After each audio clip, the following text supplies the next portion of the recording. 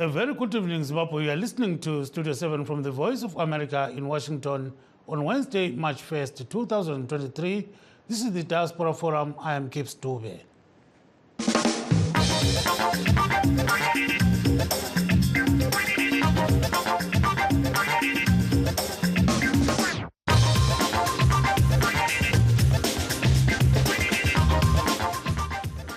Tonight, we are talking about the diaspora vote as Zimbabwe inches closer to a general election. Millions of Zimbabweans living outside the country won't be able to vote in the crucial elections. But first, a brief look at what is happening in Zimbabwe and Nigeria.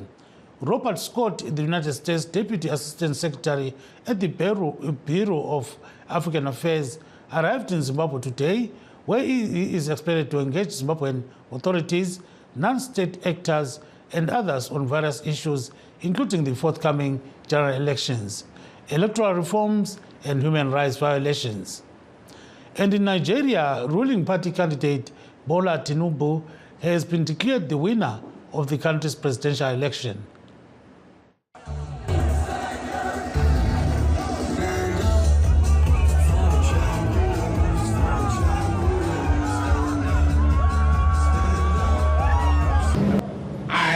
Been elected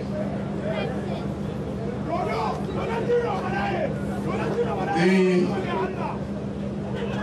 President of the Federal Republic of Nigeria.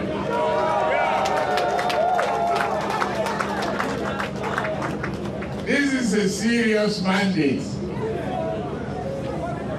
I hereby accept it. Across the nation, residents have voiced their concern of a process marred by technological failures and allegations of fraud. Reuters' David Doyle has more. It's very, very poor. Very, very poor. Very, very poor.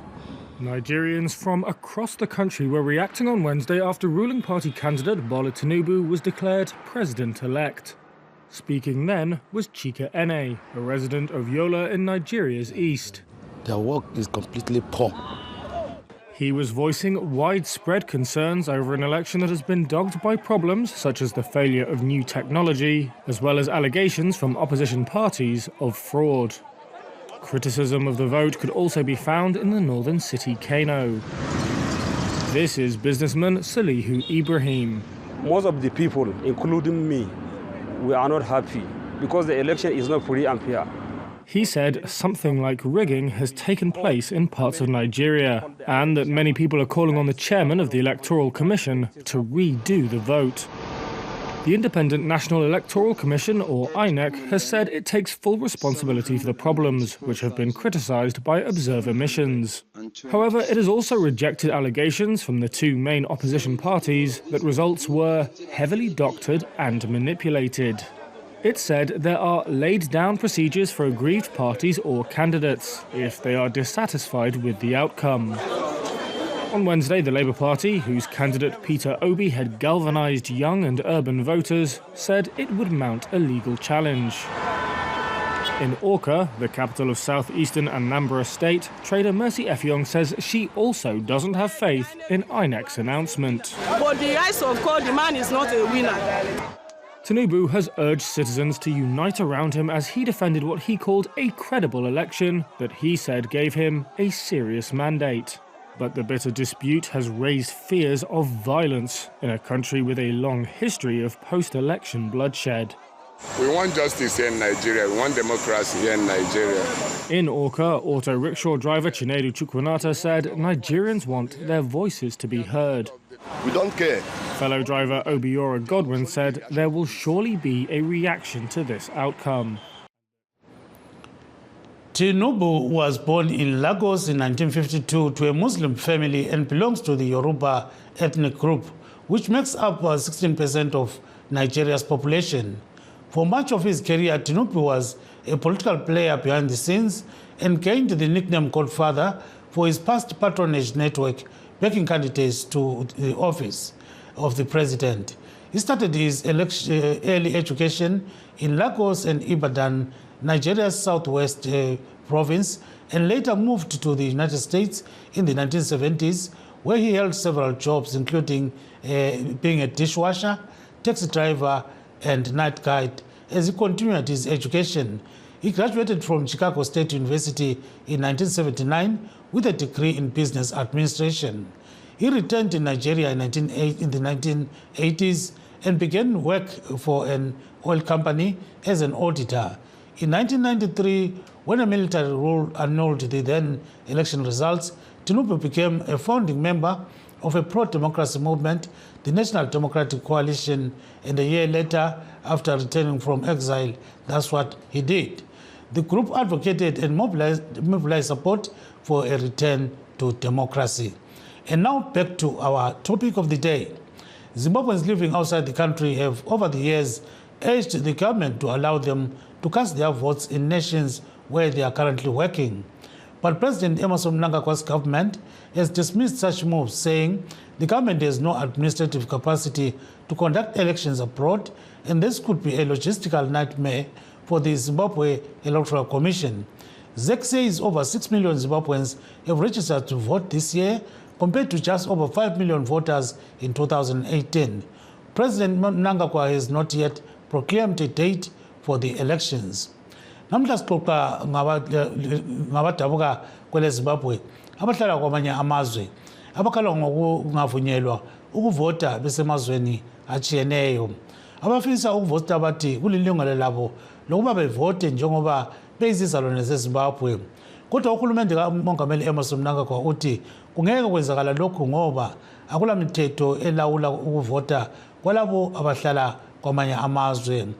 Zimbabweans are demanding free, fair and credible elections, with members of the Citizens Coalition for Change taken to the streets in London on Saturday, demanding, among many things, the release of Job Sikala, a CCC lawmaker who has been in remand prison for over 8 months. One of the facilitators of the protest, Nontozo Malabangcobe, says they want a free Zimbabwe. The demo was very, very successful. It was well attended. Our demands were very clear.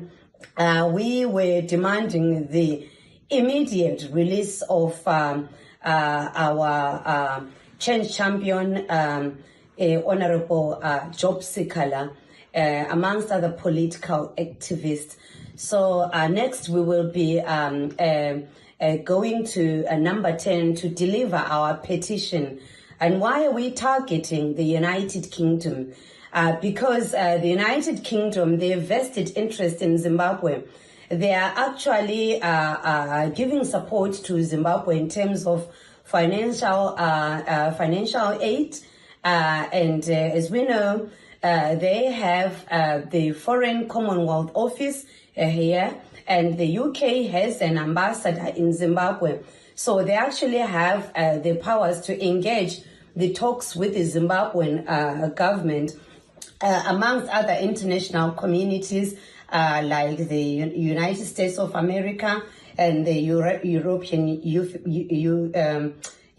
Union. So we actually want them to hold the government of Zimbabwe to account, to stop corruption, to actually reinforce rule of law, to reinforce the human rights, the freedoms of expression. As we are already approaching the elections, we want the Zimbabwean government to allow a democratic space for all political parties to participate in their campaigns freely.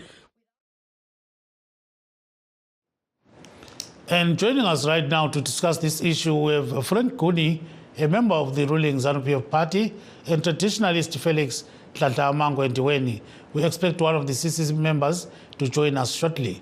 So welcome to the program, Mr. Ndiweni. Welcome, Dube. Welcome, how are you? You're very good. So let's start with you, just briefly, the diaspora vote. We know a lot has to be done, for Zimbabweans living in other countries to vote. But we've heard the government saying it doesn't have any capacity for such kind of massive voter exercise. So what should be done next, Mr. Ndweni? Mr. Dube, really the government's explanation in regard to that is very weak indeed. If we look at the current constitution, the 2013 constitution, I would say it is only the lawyers or the legal minds representing the ZANU-PF government who advance that kind of excuse. The majority of legal minds in Zimbabwe and in SADC and in the international arena are all of one voice, that the 2013 constitution gives the Zimbabwean diaspora the vote, because it only speaks of a Zimbabwean. If you are a Zimbabwean and you have the necessary credentials, i.e. a birth certificate, identification card, or passport, or something similar, you are therefore immediately entitled to vote. It does not distinguish where you reside. There is no clause, there's no paragraph in the 2013 constitution that excludes the diaspora specifically. And if the constitution is silent on a matter, it means that matter is legal. Yeah, so nxa singakhuluma sibili ngesintu ukuthi ubona ngani pho sokumele kwenziwe kuyini wena ngamafutshane sibili pho ukuthi gagakho lo. Hayi lapha kumele ukuthi uhulumende enze umthetho alandele iconstitution yethu anike imvumelo ukuthi labo abahlala ngaphandle kwelizwe bangene umkhetho lowo. Ilungile labo lelo. Lapha sikhuluma kunenginengi lilungile lakho akudingi ukuthi sifake izizathu ukuthi ngenxa yani kwathini kwahamba njani hayi ngumZimbabwean kuphela khonapho babadu. Yes, siyakuzwa kakhulu ke. Now we are joined by Mr. Frank Guni, who is a ZANU-PF activist based in USA. Mr. Guni, welcome to the program, sir. Thank you. Yes, so we see that Zimbabweans have over the years demanded a diaspora vote. So, Guni, what's your take on that? Well, it's very simple. I don't know where they are demanding, but they need to demand it from their members of parliament. It's only parliament that can change the law in Zimbabwe. As it stands right now, all elections in Zimbabwe are administered through the Electoral Act. The Electoral Act does not have a provision for constituencies outside of Zimbabwe, except for diplomats and other Zimbabweans that are on government official business. If we are not, then by law, through the Electoral Act of Zimbabwe, you are required to be in Zimbabwe to vote, first and foremost to register in a specific constituency, because all our voting is constituency-based, which means you have to be registered in a particular constituency in which you will be allowed to go and vote. There is no constituency called diaspora in the Zimbabwean law. Well, what does it take to create? What does it take to create, let's say, some of these constituencies outside the country? It takes parliament to change the Electoral Act. It's just that simple. Yeah. So nerurimu rwamai uruona kuti chii chingaitika kuti vanhu varogara kudiaspora vavote. Zvinhu zviri nyore kuita, chinongodiwa ndechekuti vanhu vaende kuvamiriri vavo vemuparamendi, marepresentatives avo vataurira kuti tiri kuda kuti vana veZimbabwe vari kunze kweZimbabwe vavote. Saka paramendi inofanira kuchinja mutemo, nokuti pari zvino mutemo wema-elections unonzi Electoral Act unoti iwo munhu wese anokodzera kuvhota muZimbabwe anofanira chekutanga akanyoresa muparticular constituency, and ndo maanonovhotera muconstituency iyoyo. Right. Saka mutemo wedu weZimbabwe hakuna constituency inonzi diaspora. Kana vanhu vachida kuti vana veZimbabwe vari kunze kwenyika kana kuti vari kudiaspora vavote, parliament inofanira kuchinja mutemo uyo. Kana mutemo usina kusandurwa, hapana chichafa chakaitika. Musanyerwa, hatidi kuti vanhu vanyeperwe vachifunga kuti zvinhu zvinogona kungoitwa napresident kana neumwe munhu. Hakuna umwe munhu ane simba rokuchinja mutemo kunze kweparliament. Parliament ndiyo chete ine masimba ekuita izvozvo. Saka vana veZimbabwe vangava vari munyika kana vari kunze, kana vachida kuita lobbying, ngavataurire vatungamiriri kana kuti vamiriri vavo veparliament kuti vachinje mutemo. Kana mutemo uchinge wasandurwa, ichinyorwa hurumende inozosungirwa kunge ichiteedzera izvozvo. Tinoziva kuti constitution yedu inobvumira mwana wese weZimbabwe kuti avhote kana asvika makore ekuvhota, asi constitution iyo inotaura zvekare kuti panofanira kunge paine mutemo unoestablisha kurana kwema-elections. Ndo mutemo unonzi Electoral Act. Pari zvino Electoral Act yeZimbabwe inoti iyo munhu wese anofanira kunge akarejistwa muconstituency iri muZimbabwe, ndo maanovhotera. Vanobvumidzwa kuvhota vari kunze kwenyika vanhu chete vari kunze kwenyika vakamirira hurumende yeZimbabwe vachiita basa ravanenge vakatumwa nehurumende. Thank you, Mr. Kuni. Yes, thank you very much. And stay on Skype there. So let's take a brief break. We're going to be back very shortly.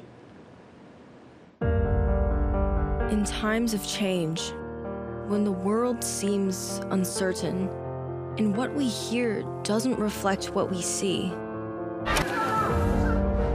we seek the truth. When we are told only part of the story, we lose trust. In moments of crisis, our dreams, hopes, and wishes for a better tomorrow depends on a free press. At Voice of America, we bring you the stories that people take risks to see. We connect the world and unite it with truth. At Voice of America, we show you the whole picture.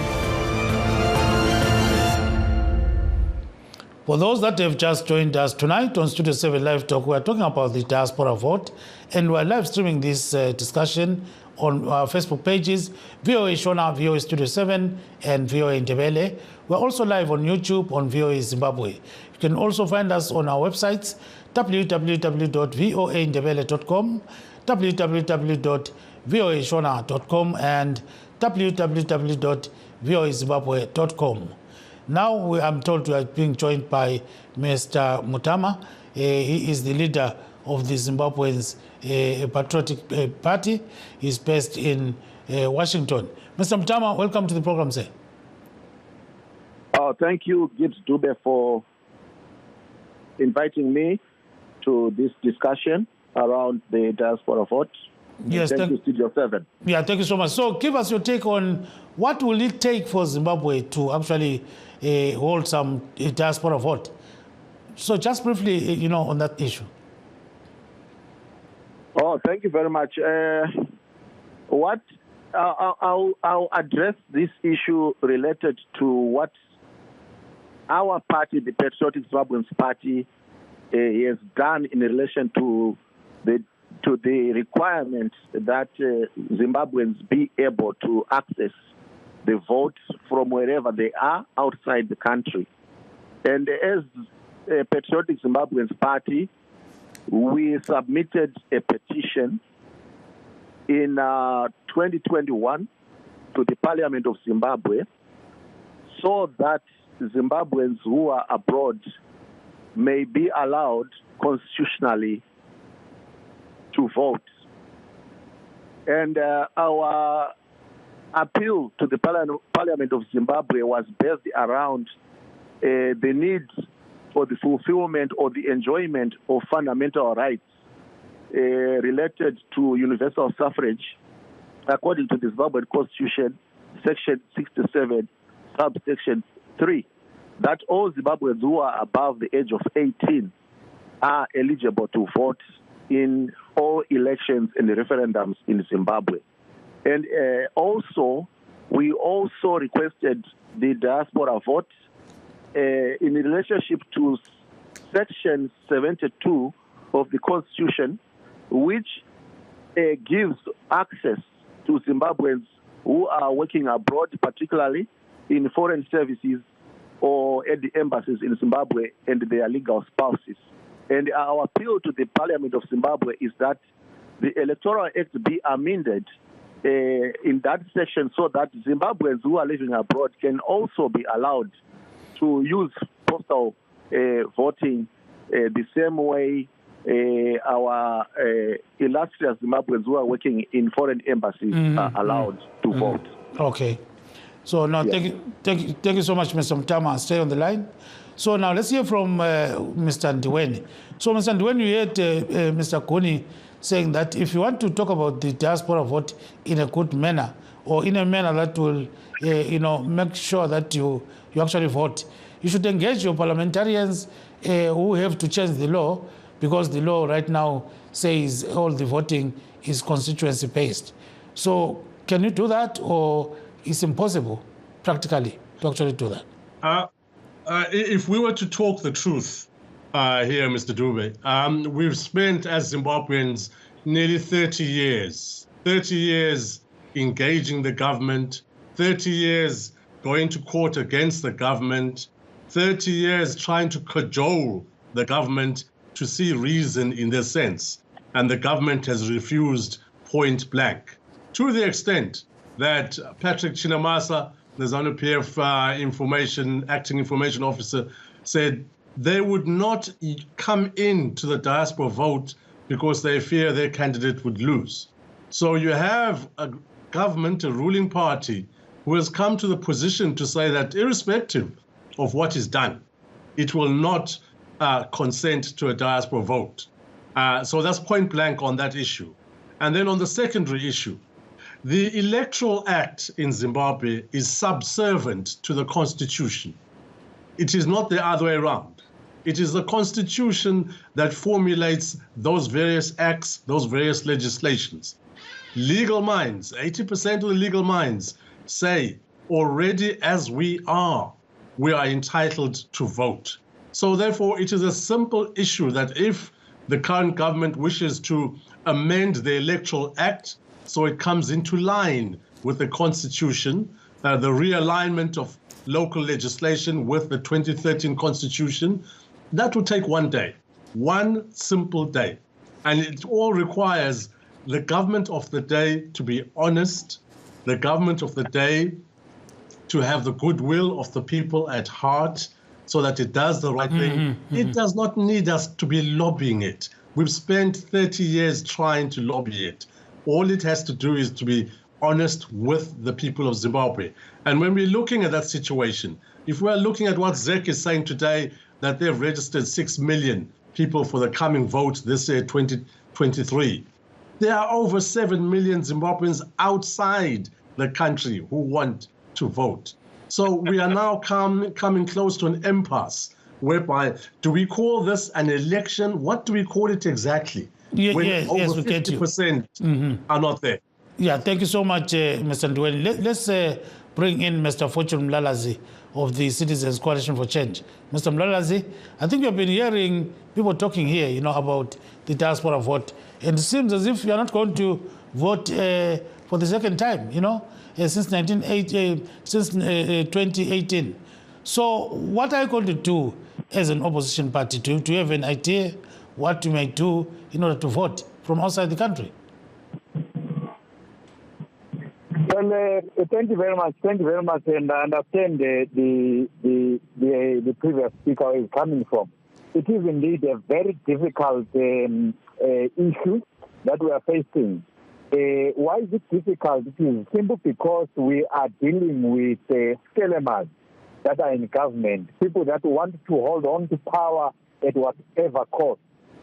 Maybe we need to look at these diasporans. Who are these people? These are committed Zimbabweans who are working very hard outside Zimbabwe to keep Zimbabwe going because the internal systems collapsed long ago. People in the UK are working very hard, spending money into Zimbabwe. If you look at the remittances in general, you will see that a lot of money goes into the country.